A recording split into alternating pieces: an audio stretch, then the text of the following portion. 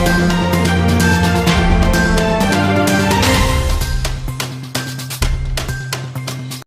Ajay news में आपका स्वागत है। आज की प्रमुख खबर इस प्रकार से है। लद्दाख की गलवान वैली में भारत और चीनी सैनिकों के बीच सीमा पर हिंसक झड़प हुई है। भारतीय सेना के आधिकारिक बयान के मुताबिक गलवान वैली सीमा पर सैनिकों के पीछे हटने के दौरान ये झड़प हुई। भारतीय सेना का कहना है कि भारत चीन सीमा पर गलवान घाटी में सोमवार रात को दोनों देशों की सेना में जोरदार संघर्ष हुआ, जिसमें सेना के एक अधिकारी और 2 सैनिकों की मौत हो गई है। भारतीय सेना के मुताबिक इस घटना में चीन के सैनिक भी हताहत हुए हैं। भारतीय सेना के अनुसार दोनों देशों के वरिष्ठ सैन्य अधिकारी अभी मामले को सुलझाने के लिए घटनास्थल पर बैठक कर रहे हैं। गलवान वैली भारत चीन के लद्दाख सीमा रेखा का इलाका है। पिछले दिनों इस इलाके में चीनी सैनिकों के भारतीय सीमा में प्रवेश करने की वजह से दोनों देशों के बीच तनातनी देखने को मिल रही थी। भारत और चीन के बीच सीमा को वास्तविक नियंत्रण रेखा या LAC कहा जाता है, यानी 1962 की लड़ाई के बाद की वास्तविक स्थिति। रक्षा मंत्रालय के सूत्र बताते हैं कि ये शुरुआत अप्रैल के तीसरे हफ्ते में हुई थी, जब लद्दाख बॉर्डर यानी लाइन ऑफ एक्चुअल कंट्रोल पर चीन की तरफ सैनिक टुकड़ियों और भारी ट्रकों की संख्या में इजाफा दिखा। इसके बाद से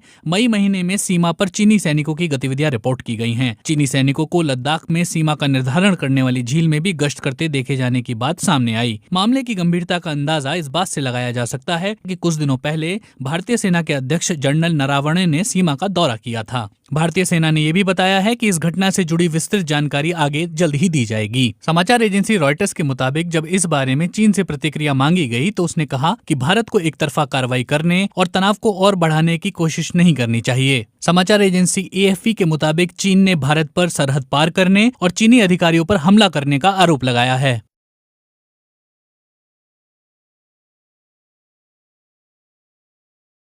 ताजा तरीन खबरों के लिए अजय न्यूज को देखते रहें।